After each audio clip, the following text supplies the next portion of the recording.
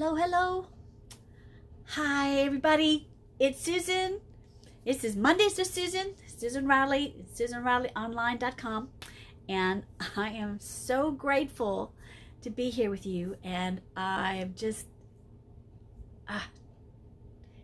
find it humbling. I find it very humbling for me to get to share with you today. And I titled this Never in Your Wildest Dreams. But I just needed to share with you that difference of from going from having my love life, my marriages, from betrayal and abandonment to what I am experiencing now is nothing that I ever would have thought in my wildest dreams I could experience. Yeah, because I got married right out of high school, and the gentleman really didn't want to spend that much time with me. It's amazing. I didn't understand it, and I had the heartbreak of just such betrayal, such betrayal of just me as a person, and left off and was extremely unfaithful, and that scarred me so much that I had a hard time before I could think I could trust anybody. 6 years before I'd think about doing marriage again.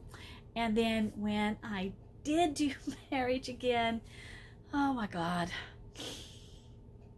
that one was so much more cruel and insensitive to the person, because it was a feigned appreciation, or a feigned interest. Feigned interest is probably a guess way to say it, of that they valued me or wanted to be around me, but because they were unhappy. And no matter how many different ways I tried to help assist them so that they could grow to become unhappy, they were not able to. And I just got abandoned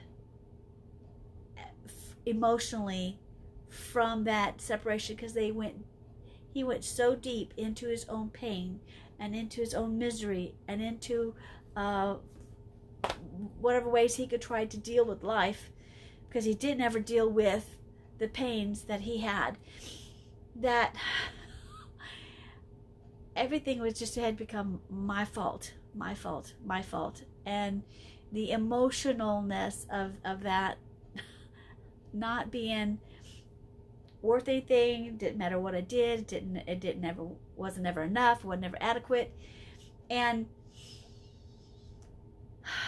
the reason why I do these now, the reason why, is because through the rejection, through the pain, through the abandonment, through being thrown out and discarded as not being enough or good enough for somebody to love me,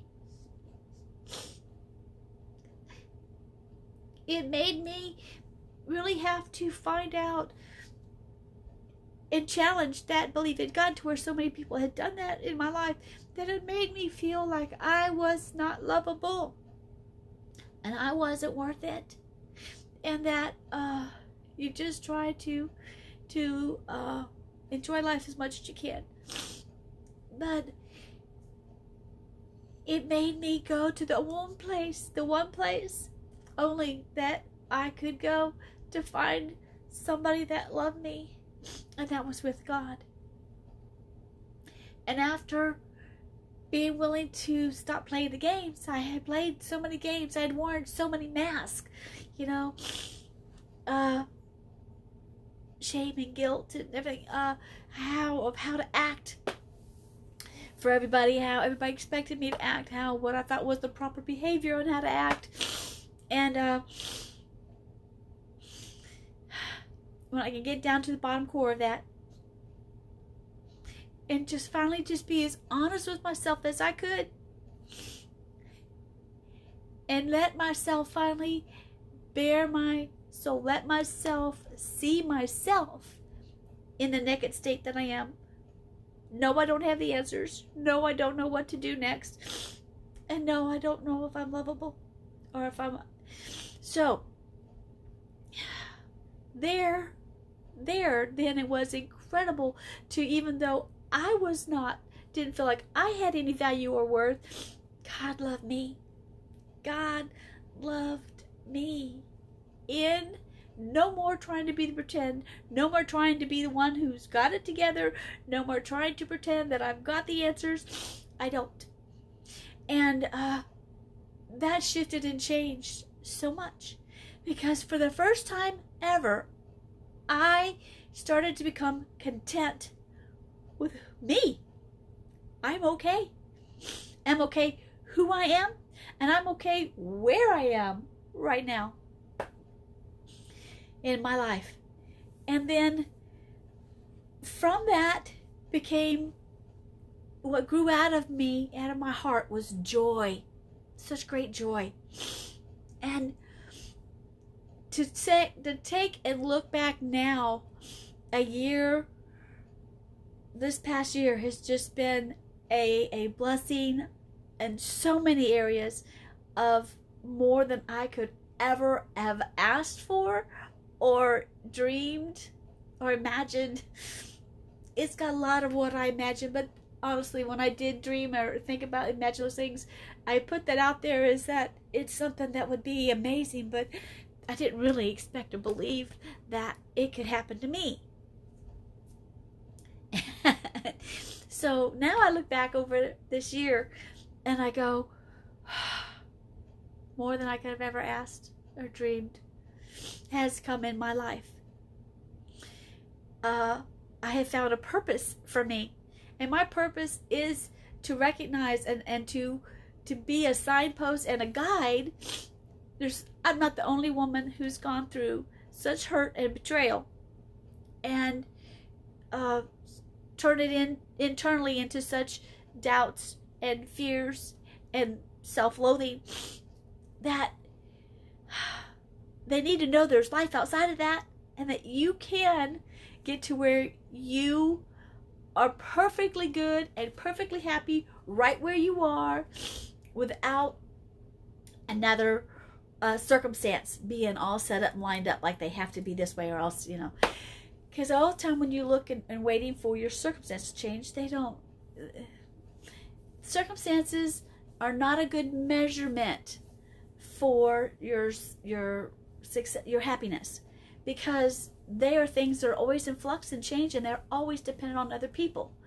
You have got to find it to where you're happy in you. You are content in you. You are in love. You are loved in you. It all comes from the inside. And when you can finally get that in your heart, and then you can look for life, everybody else is just as broken. Everybody else is just as hurt. Everybody else is scrambling to try to do the best they can. And very, very few know how to give grace. They definitely don't know how to give grace to themselves. And they have a very hard time giving grace to others.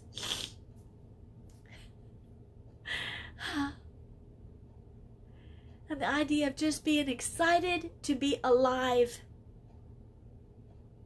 And I know that might seem trivial to some, but honestly, I didn't think I could do life anymore. And there was a time when I very seriously was going to take and end my life because I couldn't go through the pain anymore. So to sit there and just go, I love my life. I am so grateful for my life. And along now with having just this great sense of joy and gratitude for life. Every single day is a wonder and a miracle. And then I have been extremely blessed that God has saw fit to bring into my life a godly man who is a good friend, a great business partner, generous lover, and loves people.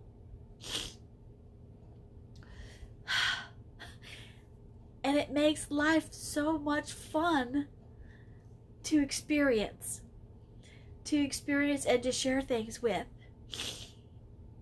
I know that no matter how upside down things go, I'm okay.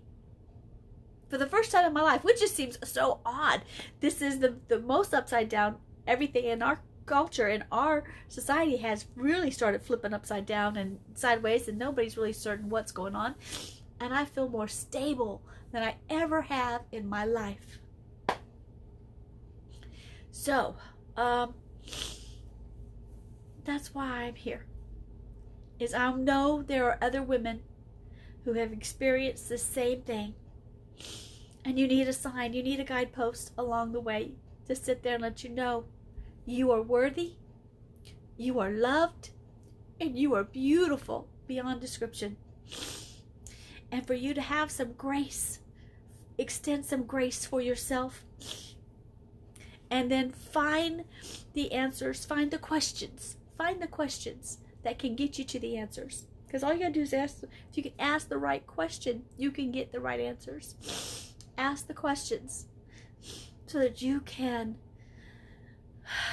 be free from all the guilt and the shame and condemnation and hurt and pain, and have some joy and some peace and some expectations of good in your life.